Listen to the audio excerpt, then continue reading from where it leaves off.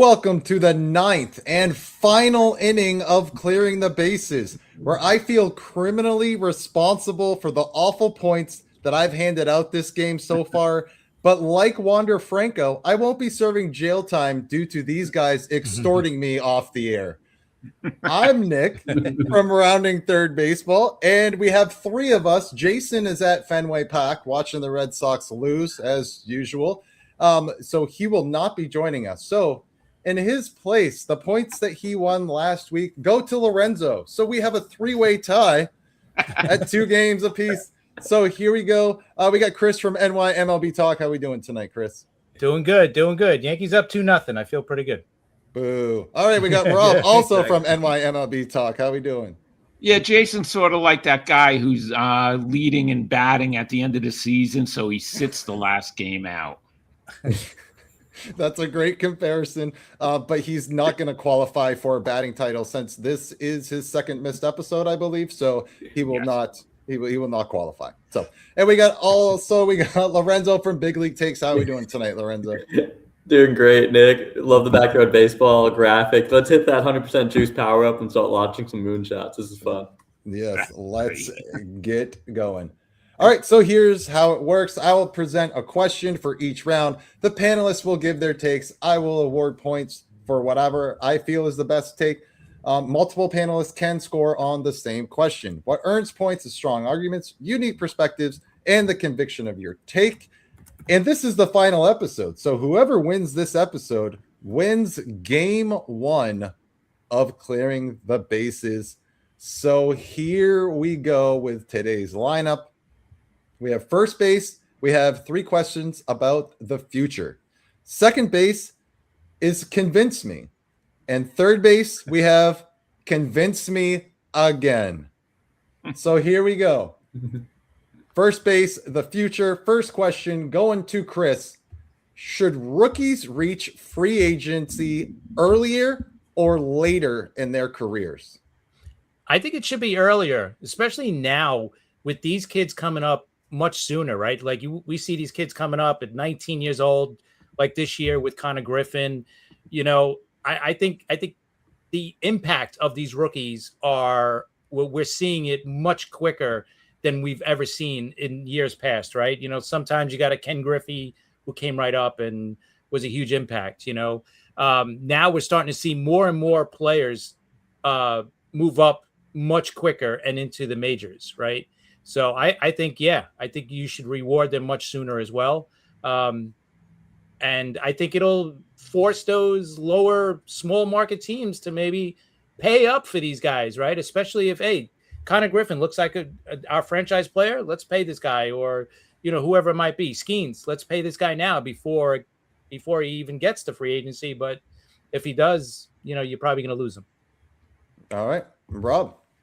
I think earlier, but by a year instead of 6 years, 5 years, because it gives the young player, a better chance of getting out there during his best years, right? But also, you got to remember the club has spent a lot of money developing this player, so it wouldn't be fair if the player became a free agent after 2 years. So I think instead of 6, it should be 5 years. This way, it benefits the player and also the team, because the team spends a lot of money developing these players. Yeah. All right, Lorenzo. Yeah, well, all for the players, man. They should definitely get to free agency earlier. Now, will it ever happen? No. Owners are never going to voluntarily give that leverage back. But think about what it means to be a baseball player, get drafted at 18, 19 years old, and then the team that drafts you has control of your life for the next 10 or 11 years, depending on how old when you were drafted. That means a guy can debut at 25, not get his first chance to choose where he gets to play, where he wants to play, where he wants to live until he's 31 years old. The first real employment choice of your entire adult life doesn't come until they start labeling you as an aging curve, the injury concern, a decline risk. And it makes like a major league career last that long. The median major league career is 2 years. So these guys aren't even getting to that point of life-changing money that you get in arbitration in that free agent contract. And like we've created a system where almost all of our players' athletic prime The team gets that for the lowest cost, and then they're terrified to pay for the back half of somebody's career. It's backwards in baseball. Now, is it ever going to change? Probably not. But yeah, always for the players. Get these guys paid earlier. Yeah, I'll give you 5 points apiece for that. I'm with you guys. I think it should be earlier, but just to be devil's advocate, like I did think about the longer aspect of it too, right? I mean, if you can get up, maybe you have a 3-year window where you have to extend these guys or whatever. You can actually start to build a team around a cornerstone player like a Connor Griffin, like a JJ Weatherholt, right? You know that guy's going to be there for, let's say, 7-8 years.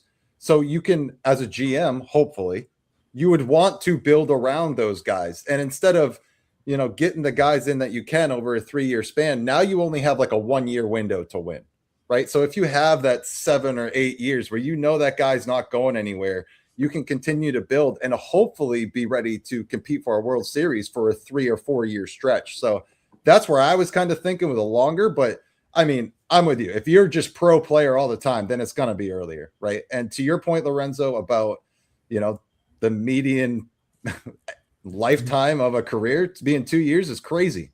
Like if you think about that, nuts. But yeah, great points. So all in consensus really with earlier. So nice job. All right, next one. Should MLB release rights to us, the streamers, to let them use footage on their platforms? Because if we use any MLB footage without their permission, they can shut our pages down.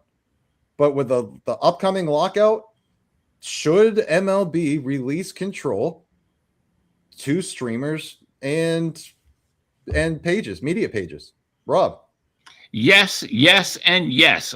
Listen, they're trying to grow the game, right? So why not release that to us so we could put clips on our show? It only helps them. It helps us, but we're not getting rich off of this stuff, right? So they're not losing any money. They want to get younger kids into the game. Well, younger kids are watching podcasts, shows like ours. So it makes no sense, especially when they release highlights to the local news stations, right? And they play them. Why can't we play them? It's not like we're making money off of it. So I think, yes, they should give us rights because it would be great for them and great for us. Yeah. Lorenzo. Yeah, give us the rights 100% and let the content creators have fun with it. Right? There's no downside to this. The NFL and NBA have already shown that the blueprint's there. The biggest moments live forever because creators are allowed to amplify them instantly. Right? Think about Odell Beckham, that catch that happened 12 years ago on Sunday Night Football, just a regular season game. Every content creator clipped it, analyzed it, memed it, debated it. That moment became bigger than the game itself. Do you guys remember who won that game? Not the Giants, but right. We all know the Odell Beckham pose. Right? So it just lives forever with these guys. We all know LeBron James chasing down Andre Iguodala in the 2016 finals, right? What happened this year that we should remember that nobody's going to think about until we see the top 100 defensive plays at the end of the year? I'm like, oh, yeah, that happened in April. Joe Odell robbing 3 home runs in one game. That happened a month ago, and nobody's going to really talk about it again until we see that end of the season, top 100 plays. Like, oh, yeah, that should have been number 7. Right? Yeah. Creators don't steal moments, they preserve them. 100% give the creators the content. Chris? Oh, I 100% agree with all you guys. I think you guys brought up all good points. The only thing I would be against is like showing a full game, obviously, right? Because that's where they're going to make their money with streaming and all that other stuff and the TV deals. So I get that aspect from their side, the business side. But for, to stop us from showing a highlight, I mean, that's ridiculous. I mean, why not let us help promote the game? Because that's what we're doing. We're promoting the game. We're not anybody who shows a highlight of a baseball game, whatever it might be, a great catch, a home run, a big hit, whatever, a big strikeout. It's only going to promote the game even more. So why wouldn't you, as a business, want your fans to be out there promoting the game for you for free? Because that's what we're doing for free. We ain't doing it for money. We're not getting paid by MLB. I wish we were. I wish they would help us. We would love to get paid here, but we know we're not. But we're doing it because we love the game. Like who's the better person to promote the game than the fans themselves, right? That love the game, especially guys that have been fans their whole life. So I would. This is a big yes. Yeah, I mean, I'm with you. This was a layup question, but just wanted to throw it in. Yeah, Mike Reed says MLB should want more people showing highlights to grow the game. 1,000%. Like, I've never understood this. To Lorenzo's point again, just like every other league is like, yeah, use our highlights, please. Like, get it out there. We're like, and like you said, guys, we're not getting paid by MLB to do so. Like, this is free promotion. If you want to promote my business and my podcast, go right ahead. Like, I'm not paying you, but if you want to do it, do it. I don't get this. I never will. But this just shows how reactionary MLB is, right? To like protecting their own assets. Like, oh, we don't want to share any of our product with anybody because we're that stingy. And we're seeing it in this lockout process. And we're going to see it throughout the next year and a half. And it's going to rear its ugly head and all of that stuff. But this is just another like sub-example of MLB just wanting control of everything when this would exponentially help the growth of the game across the board. I mean, how many millions of views between the four of us here? How many millions of views do we get in a month? And you don't want to show in your product for free? Just blows my mind. Don't get it. Never will. So nice job. Again, 5 points apiece to everyone. All right.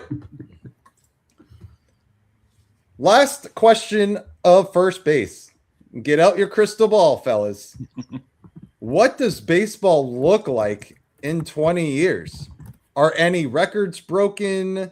Does the game look completely different? What does baseball look like in 20 years? Lorenzo. Yeah, so you had me daydreaming about this one, and I was thinking about my ultimate baseball utopia. No blackouts, customizable streaming packages for fans, better ballpark experiences, expansion teams, expand the league. MLB eventually realizes accessibility grows the game, and there is no negative to it. I think play style wise, though, baseball continues to evolve in cycles, right? You're going to have the big homer guys, big average guys. That kind of goes in waves. And I think contact baseball and athleticism, you're seeing it swing back in swing back in right now. And I think the real big change is in the bullpens. I think you see more piggybacks. The bullpen aces, the Andrew Miller of the mid-2000s, that is going to be 2030 baseball. That is not a closer anymore. Your closer's pitching that 7th, 8th, 9th inning. They're really going to develop that. And as for records, I think Barry Bonds, not the home run record, but his 30-30, he has 5 seasons of that. That's the record. I think that gets broken. I think Aaron Judge becomes the youngest player or quickest player to get to 400 and 500 home runs. And honestly, I think a team eventually breaks the wins record. Like we're not playing for the Yankees, not playing the Orioles, the Rays, the Red Sox, and the Blue Jays 80 times a year anymore. You're playing everybody in the league, so you're not getting that dogfight in your division. So I think there's that opportunity there for those guys to get that win record. And I think it's just technology is going to advance, and it's going to be a quick little game for us. 2 hours, 40 minutes. Stick around there. Don't change that. Yeah. The only thing I disagree with you is Aaron Judge being the youngest player because he's going to lose he's going to lose. Well, he's going to lose a year next year. So what happens there? All right. Chris, for you. I think first of all, I think we know it's going to be even less than 20 years, but the balls and strikes, I think, are going to be all called by the computer, right? By the robots or whatever. That's going to be an automatic. It's going to be all streaming. I saw kind of with Lorenzo on that. They're still going to find a way to let's pray that the blackouts are done within the next 20 years. And you're going to be able to just like purchase all Yankee games or all Red Sox games or all whatever games you want. Hopefully it gets to that point. I don't see any records being broken, right? Whether it's batting or pitching. Starters don't start enough games right now with the 5-man rotation. We might even see more six-man rotations within 20 years, right? So I think any pitching record, seasonal record is never going to be broken. ERAs, nothing. We're never going to see any of that. Complete games, those are going to be a thing of the past. They already are. But we're also going to see, I think, more ads, obviously, on the jerseys, unfortunately. I think we're going to see more of those pop up on the helmet. We're already seeing it, but we're going to see even more of that. Maybe something they got to do something. I was thinking maybe light up either the foul pole is going to get lit up, if you hit it or something, or the foul line is going to get lit up somehow, or the bases to kind of help with calling safer out, or if a ball is fair or foul, stuff like that. So I think that's going to change. But I think the game itself is not going to change much. I can't see it going to change that much. Maybe, they've been talking about maybe the mound's being dropped a little bit again, right? Because pitching is so good right now. But I don't know. I don't know if they're going to do anything that drastic or bring the pitcher's mound back a little bit. The rubber's going to come back a few inches. I don't know if that's going to happen. I hope not. I hope they stick with the game, leave the game itself. So I'm going to say the game itself is going to stay, but we're going to see all these extra stuff happen within 20 years. Imagine if they dropped the mound, the increase of Tommy Johns again, just 2 times. Oh man, it'd be crazy. All right, Rob, do you got your crystal ball handy? Yeah, because unfortunately, as the older fans go away, like us, they have to, they have to make this game. The younger fans, they don't have an attention span like we do, right? They have to have other things going on, and there's so much going on with streaming and gaming and everything. So I think the game's gonna change a little bit. Look at the Savannah Bananas and the crowds they get, right? As we disappear and the younger kids come up, the game's going to change. They got to hold their interest. So I see a lot of crazy stuff happening in between innings, stuff that I yell about now. Also, I see more females in the game, female coaches, maybe a manager. You never know. I think that's going to happen also. And yeah, balls and strikes, that's going to be all robots. You're still going to have human umpires, but I think you're also going to have lasers that if a runner is tied almost at first, second, third, whatever at the plate, and it's a close call, you might have these lasers or robots that could give you a call automatically if it's challenged, instead of going to the replay center and waiting 5 minutes for, the crew over there to figure out what's going on. So I think it's going to change. I think there's going to be a lot of changes because the younger kids, man, you can't keep their interests as long as us. And also records being broken. Maybe the fastest pitch ever thrown might be a record that's broken. The other ones, there's never going to be, like Dan says out there, you're never going to see a 300-game winner again. No way. Nope. I don't know if the home run records are going to be broken. I don't know, but the game is going to change. It has to change because these kids it's not like us anymore. Yeah. I'm totally with you guys. For me, this might sound really pessimistic, but I think this lockout, this one coming up, I mean, they're already talking about each side right now, but a lot is going to hinge on the health of baseball in this lockout alone, right? There's too much money being argued about. There's too much at stake in this CBA discussion, disagreement, agreement, whatever you want to call it, right? That the future of baseball is on the line in my eyes. And to Rob's point, you have Banana Ball ready to explode. I think they're looking to add more teams. I think they're going to make it into this big Super Bowl thing where it is a must-see event. Jesse Cole has got this thing by the balls and he is still looking upwards. And if MLB is not careful with this, with the younger crowd coming up through when we're gone, what does the health of baseball look like? I don't know. A lot hinges on this CBA. So I hate that I feel that way because I love this game so much. Yeah. But I'm worried. I really am. I'm flat out worried. But all great points. 5 points apiece across the board. And comments coming in, great ones. Mike Reed, AL calls, balls and strikes, 32 teams. Ohtani's in the Hall. Yeah, I mean, that's a shoo-in. Most votes ever. Pitcher breaks the K record in a 9-inning game. Definitely could see that for sure. And then Dan says, never going to see a 300 game winner. Heck, I don't even know if you're going to see a 200 game winner. And then whoever big league takes is women belong in sports. Yeah. So whoever that is. All right. Great job. All right. After first base, we have got a 3-way tie at 15 points apiece. And this is where it gets interesting. On to second base. Convince me. Starting back up with Chris.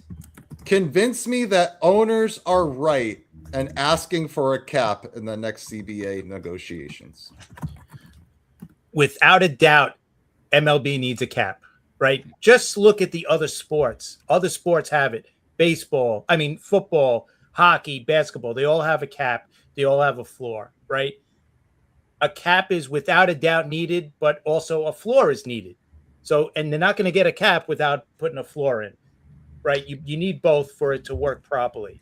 The floor is going to force those small market teams or the cheap owners, whatever way you want to call them, to spend more money on payroll, right? So you're going to move that up to whatever that number is, and that the top number is going to stop the big market teams, LA, the New Yorks, the Phillies, the Torontos, Bostons, from outspending the smaller market teams. So you got to make it fairer for everybody to be able to, to stay in it, basically, right? That's the only way. Let's use football, for example, right? That's the only way the Packers can stay, relevant in the NFL is with a cap and with a floor. Without those two things, they would never be able to compete with any of the big market teams, right? If there wasn't a cap. If there was no cap, the Cowboys would spend ridiculous money. The Giants, the Jets, right? The Rams, all these teams with big owners would just spend money like crazy. The Packers would not be able to compete with that kind of money, right? So that's an example in that sense. So with baseball, it's the same way. Like we see the Dodgers every year just outspending everybody because they can, right? Because they can. There's other reasons why, not just because of the cap, because we can get into that TV deal that they take all of that money in. They don't even give any of that money back, right? That's another thing you guys could look into.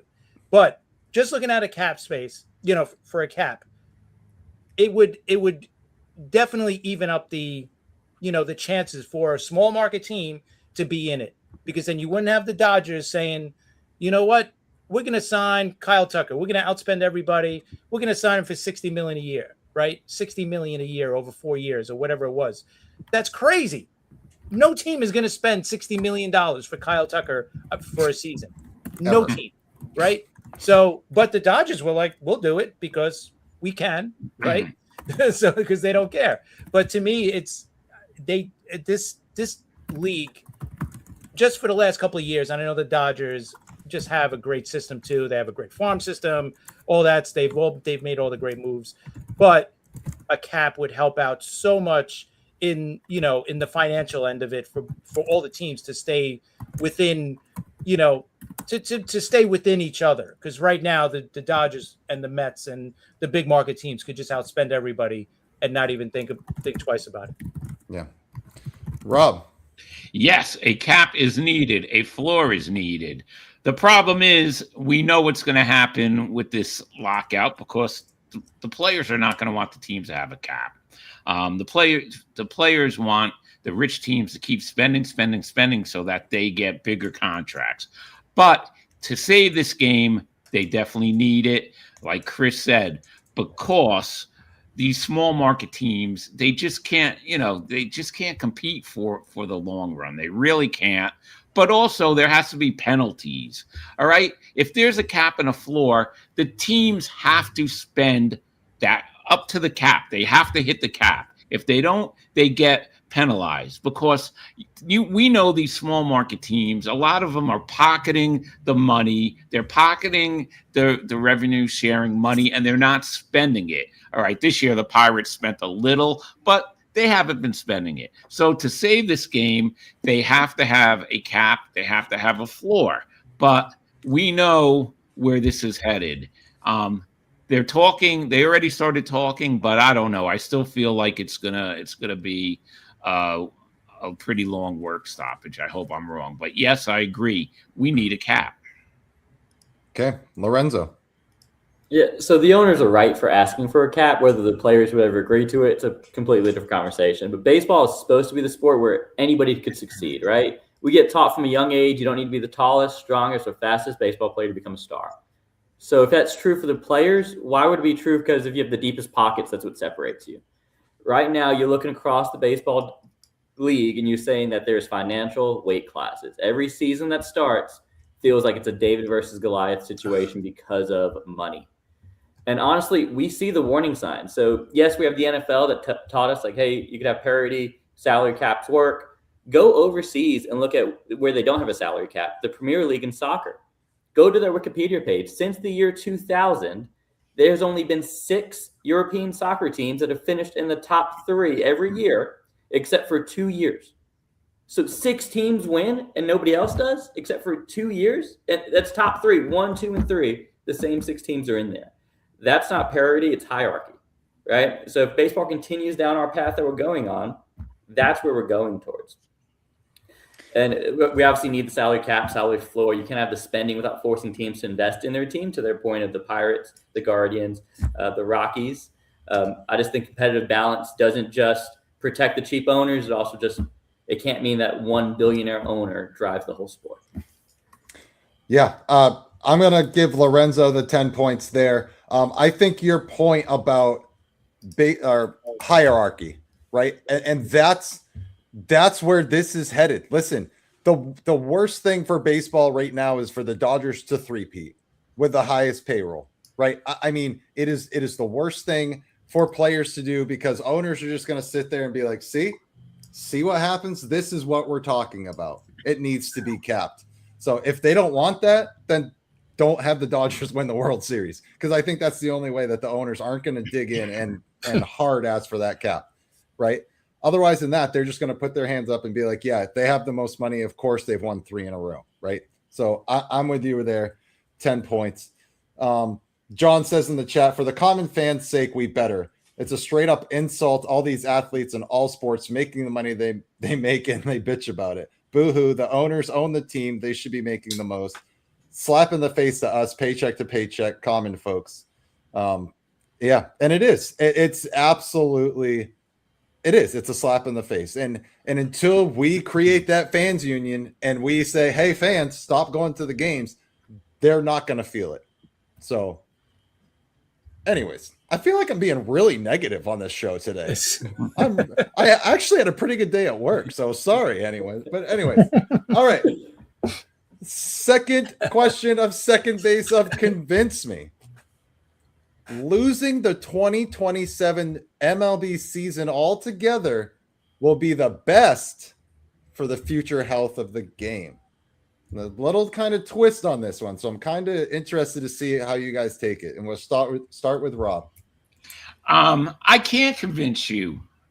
That's a losing proposition. That's a losing question. I cannot convince you because it will not be the best for the future health of the game. I think if it's a long lockout or work stoppage, I think it's going to hurt baseball, and I don't know if it comes back. So I'm going to take, I just have to, I can't convince you on that because I'm not convinced. There's no way a work stoppage where the fans see billionaires fighting multimillionaires over money is going to help the game in the future. All right, you may say, well, if we get a cap and a floor out of it, then definitely it's best for the future health of the game, which is true. But are we going to get, is the game going to be healthy anymore? We saw how much and what it took for the game to finally come back. Finally, and look how long it's coming. It just started to come back recently. The best postseason number since 2017 last year. More, fans at the ballparks. But if there's a work stoppage, if the whole season, 2027, people, and especially the young kids, like I said before, are going to find something else to do. So I cannot convince you because I'm not convinced. Fair enough, Rob. All right, Lorenzo. Yeah, sometimes as painful as it sounds, sometimes you need a full system reset instead of doing these temporary patches. Baseball keeps layering band-aids on big issues, right? We've had the regional sport network collapsing, the payroll imbalance, the streaming rights, blackout rules, tanking incentives, minor league pay. The list goes on of these problems that we've kind of patched to solve that we know need a big solution to get fixed. Like we need that nuclear solution, which unfortunately might be canceling the whole 2027 season so they could figure that out. Because if a losing season finally forces MLB to fix all that, the growth that you get from it will save the sport for the next 30 years. Because the biggest issue, and Rob talked about it earlier, is younger fans aren't leaving baseball because it's boring. They're leaving because baseball is inconvenient.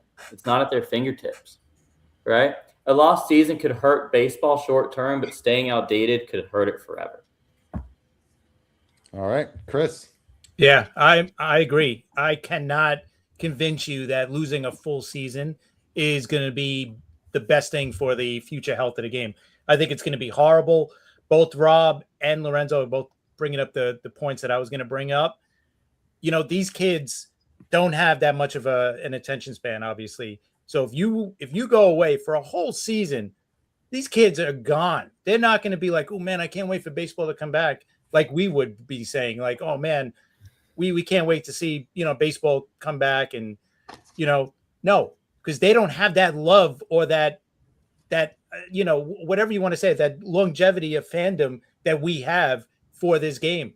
They'll move on to something else, right? They've done that their whole life, their short life, I should say. They've gone from this thing to this thing to this thing to this thing. And there's so many great things out there. I don't want to say great things, but other great things in their mind that they could switch to if baseball is not around. If baseball's here, yeah, man, this is great right now. Like Rob brought up, everything is up. The ratings are up. The attendance is up. Everything is great. This is awesome. Like, don't mess this up, because if it goes away, we're never going to get it back. How are we going to get it back? Like, who? Think about it. It comes back in 2028 after a whole season. Who is going to save baseball this time? Right? There's no Cal Ripken. There's no home run race that's going to save baseball. Nothing is going to save baseball. I think it's going to be not the death of it, but it's definitely going to hurt the game tremendously. And it's going to be something that's going to hurt the game for a long period of time. So let's cross our fingers that they don't lose much of next year because it is this thing that's going to happen this offseason. Yeah, I mean, you guys bring up incredible points, right? I'm with you, Lorenzo, right? They do need to completely reboot the system, right? Instead of just keep temporarily fixing it, because it helps maybe for a year or two, and then we're kind of fighting another battle, right? Just reset the whole thing, figure out how to restructure everything, and be like, this is how we're playing going forward. Now, to Chris and Rob's point, 1000% agree. Baseball is not in a position right now to lose a full season. Now, let's play hypothetical for a minute. If banana ball is not a thing, right? It's never been invented. Would a full year still hurt at this point? Yeah. Yeah. Well, I mean, yes, still hurt, but do you think it would have the same impact as it does today? Yeah, because I don't think banana ball is the same thing as baseball. No. I think it's totally different. I'm not saying it's bad. I'm not saying that at all. But it's like a separate thing, just like the Harlem Globetrotters were a separate thing than NBA, right? It was just a separate. It's just a separate entity. It's not even, to me, you can't even compare the two, And if people are gonna watch banana ball, that's what they're gonna do. I don't think it's gonna. Yeah. I don't think it's helping the growth of the game that much, to be honest, because it's so different than regular baseball.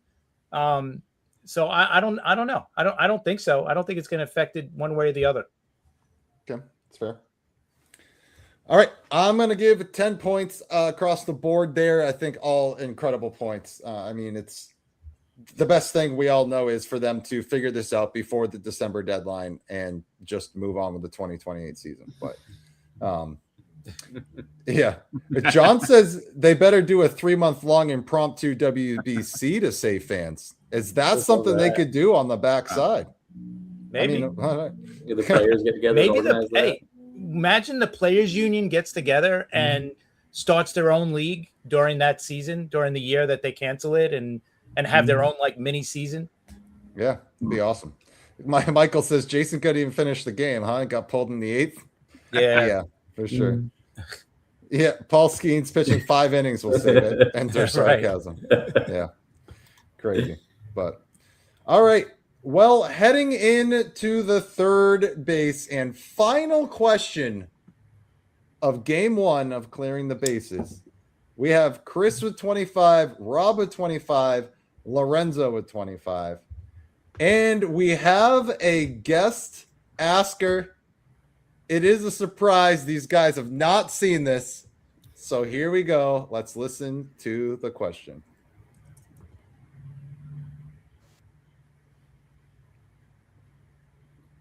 Hello, I'm Nick from Rounding Third Baseball, as you guys probably know. I've been watching all season, and that host gives out some pretty ridiculous points for some ridiculous takes. So, you need to explain to him why you deserve to win the first game of clearing the bases. Love it. That was great. So thank you to Nick from Rounding Third for presenting that question. Yeah. You can find him on Thursday and Sunday nights. How did you ever get him, though? That's what I want. Yeah, That's a must have poll. paid a lot of money for that guy. He must have had at least a 20-minute break at work where he was bored. Anyways, all right. Your last final words for this game, starting with Lorenzo. Why do you deserve to win clearing the bases game 1? Yeah, honestly, we're all winners. Every episode, every one of us brought something different to the table that made the show fun for us and hopefully for the fans as well, from analytics, the history of the game, future trends, fan culture. It was just a fun conversation that we had here, a fun discussion of us 5 guys. You heard me this year talk about my loud Italian uncle, my crush on Jenny Finch, never wavering from my support of the New York Yankees. I just love the game. Nick, credit to you, man. You did a great job as a host of the show. And I'm also the guy that makes all the graphics and slides every week. So throw that my way. Give me for the win. All right, Chris. How can I compete with that? No, you know what? I'm not gonna make an argument for myself to win, because I think all you guys have been great, right? Even the people that have been joining us in the chat, I think they should win too. I think they should get these points. I just think it's been a great idea for us to get together and to play this awesome game show type of thing that we got going on here. I love it. Nick, you should win because you've been a great host, number one, and number two, you've always given us your points, your side of these questions, and you know what, they were great. I love Rob's answers too. I think they've been great. I think Lorenzo, his has been great. Jason's has been great. Lorenzo's been doing our slides. I think they've been awesome. So I should not win. That's all I'm saying. I've been great. I think my answers have been awesome. Tremendous, Chris. But I think you guys have been just a little bit better. So I think one of you guys should win over me. Goodness, a little reverse psychology. I don't know if I can deal with that. I don't know what else to do. All right, Rob. You know what? I agree with these guys because we're all winners, even though, nowadays everyone says everybody gets a trophy, and that's not how it should be. But that's the way it is right now with this show because everybody's been great. Nick, as host, awesome. There's no way I could have dealt with coming up with all those questions every week and just hosting this thing. I'm good to giving my answers with the little wisecracks in them, but Chris and Lorenzo both know so much about the game and everything, analytics, and I'm more old school. The only thing I could say is I did come up with the idea of the celebrity last question, though. But other than that, everyone deserves. And we saved the best one for last, too. That's right. So, guys, it's been a great 9 innings. It has, man. And this when we kind of threw this idea out and we're like, hey, we should just all get together, just talk baseball that we love so much, right? And I was like, like we all do that on our shows. Like, let's try to do something different. And all of you guys were on board. We're like, oh yeah, let's do this. And then like we just kept growing it and growing it and growing it and throwing in different ideas. Rob, your idea of getting guest presenters was genius, and I wish we kind of thought about that earlier. Yeah, we've got so many connections that we can do that. We're hoping to continue that, but man, it was absolutely incredible. So I just want to thank you guys for kind of giving us this platform to do it, and you guys have all been incredible. And this is what I've said it before, but this is what all of our podcasts, our shows, our pages, everything that we own, this is what we want. We want the community interaction. So we love the people that come and drop their comments in the chat. We love that we can collaborate on projects like this because there's no other platforms out there that does this for baseball. You don't see baseball collaborations like this. And so this is very unique. So I just want to thank you guys for being a huge part of this. And it's been an absolute wild ride and can't wait to continue it for sure. That being said, this might be the first time I don't know where I'm going to go with points. Yeah, I don't even know what to select here.